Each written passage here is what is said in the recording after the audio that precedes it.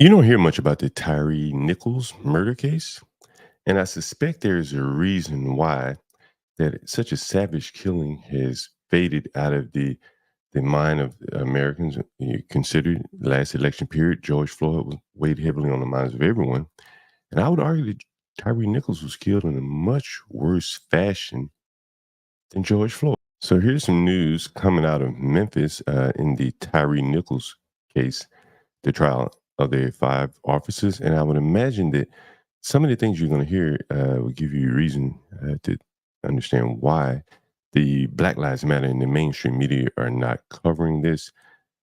Let's take a listen. Day 8 of the federal trial for the ex-Memphis police officers accused of killing Tyre Nichols. Defense attorneys continued cross-examination of ex-MPD officer Emmett Martin III as he testifies against former fellow officers Tadarius Bean, Demetrius Haley, and Justin Smith. Our Stephen Pimple was in the courtroom today. And Stephen, what kinds of questions did Martin face today?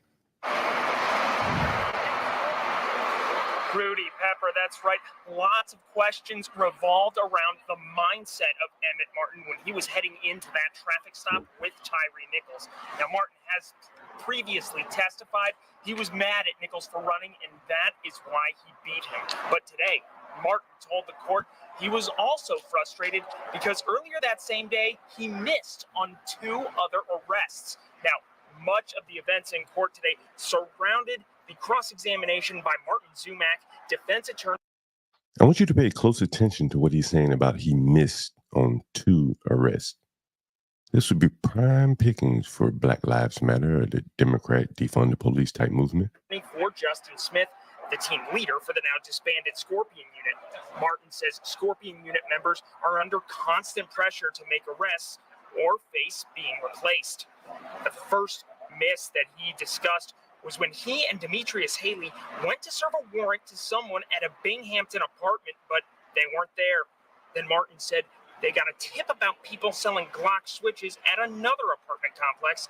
Martin says they didn't find the gun seller, and he found out this was also the apartment complex where his daughter lives, which made him even more frustrated. Zumack asked Martin about comments he made about having homicidal thoughts.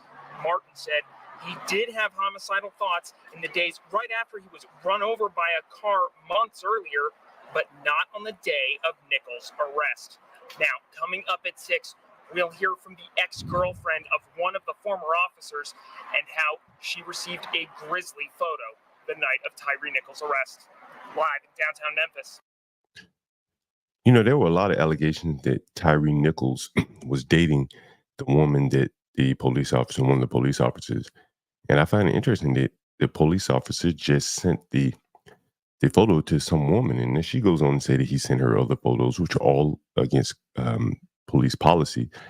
But I guess no news mentioned it was this Tyree's former girlfriend or current girlfriend. Did they share the same girlfriend? I think this was Bean's or Martin's, whichever the guy on trial, his former girlfriend. But something else piqued my interest there, and I've long known about this, but I'll bring it up to you.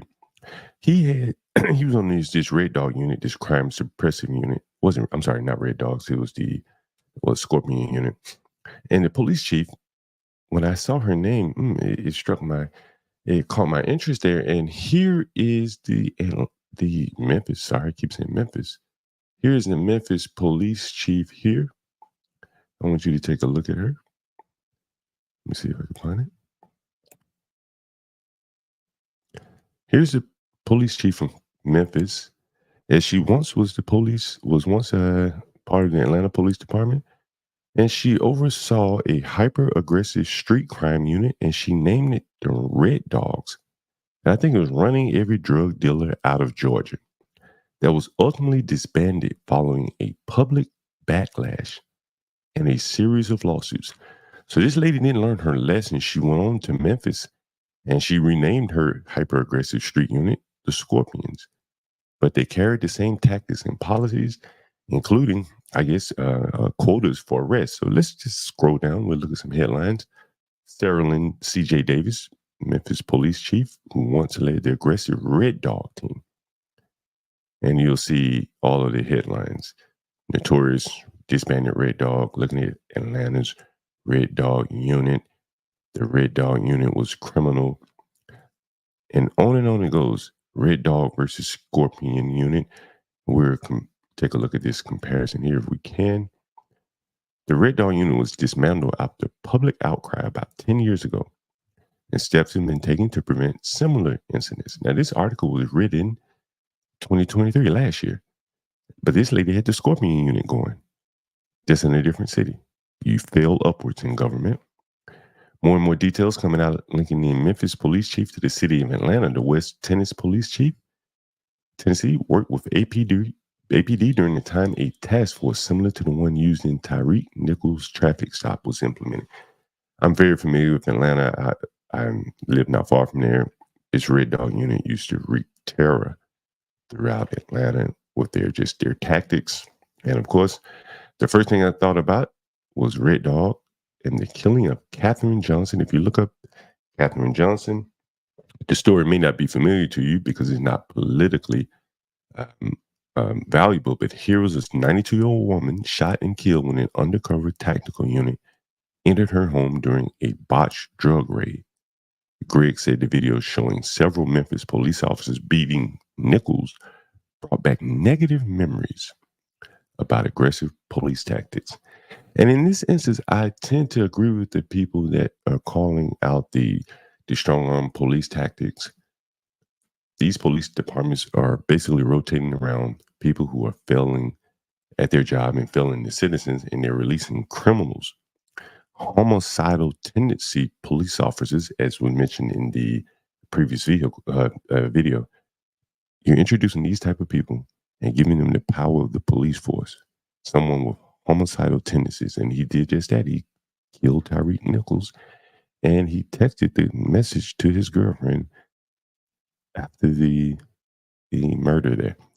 Anyway, there was some more things that they're going to allege incompetency about the fire department, stuff like that. It may very well help to get the police officer off or lessen charges. But the bigger point I want to make here is that the black police chief woman, who was previously in charge of the Red Dogs in Atlanta, was now in charge of the Scorpion unit in Memphis. Same policies, different names. And Tyre Nichols came out on the bad side of that. And I wonder how many news reporters, mainstream media, where's Black Lives Matter and Al Sharpton to really harp on this? I think they have a message and a point here if they point out these same police chiefs are being rotated around and they're using the same failed policies, and it has led to the death of a black man. I suspect you won't hear much about them because many of the officers are black. Anyway, thank you for joining. Feel free to comment in the chat if you have any opinions. Thank you.